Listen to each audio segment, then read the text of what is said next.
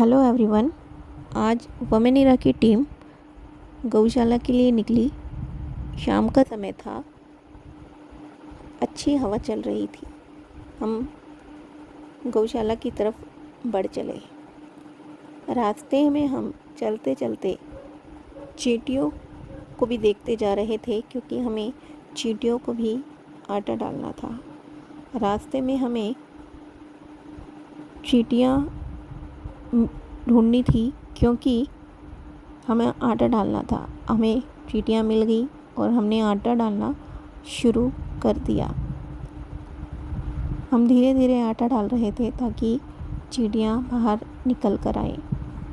उसके बाद धीरे धीरे जो चींटियाँ हैं अपने बिल से निकल कर आ गई। कुछ बच्चे भी हमें वहाँ मिले और उन्होंने भी चींटियों को आटा डाला। फिर धीरे धीरे चींटियाँ जो हैं अपने बिलों से बाहर निकलना शुरू हो गई। हमें देखकर बहुत ही अच्छा लग रहा था कि चींटियाँ खाने की सुगंध से बाहर आ रही हैं। कहते हैं ना, चींटियों की सुगंध बहुत तेज़ होती है। वो एक ही सेकंड में इस सुगंध को लेकर बाहर आ रही थी और इस खाने को एंजॉय कर रही थी। और हम भी इन चींटियों को देखकर खूब आनंद ले रहे थे। इतनी मात्रा में चींटियाँ देखना हमें बड़ा अच्छा लग रहा था। कुछ देर हम ऐसे ही चींटियों को देखते रहे और आटा डालते रहे। देखिए किस तरीके से चींटियाँ जो है पेड़ पर चढ़ रही थी, दीवार पर चढ़ रही थी। उसके बाद चींटियों को आटा डालने के बाद हमने चारा लिया और चारा लेकर गायों की तरफ बढ़ रहे थे। गाय हमें उत्सुकता से देख रही थी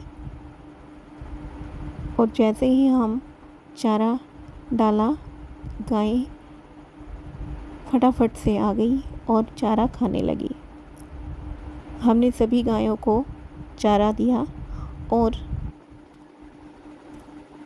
हम बाकी की गायों को देखने के लिए भी आगे बढ़ गए। बड़ा ही आनंद आ रहा था अलग अलग शेड में गायों को देखने में।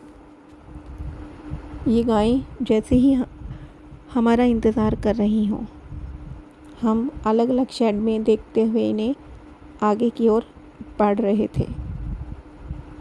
अलग अलग छोटी बड़ी तरह की गायें जो हैं हम देख रहे थे। उसके बाद हम वापस आए।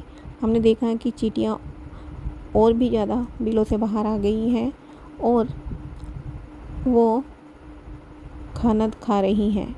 हमें अच्छा लग रहा था इस तरीके से चींटियों को खाना खाते देखकर।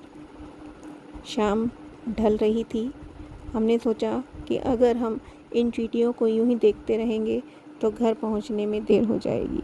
इसलिए हम इन चींटियों को वहीं छोड़कर अपने रास्ते की तरफ बढ़ पड़े और घर की तरफ रवाना हो गए।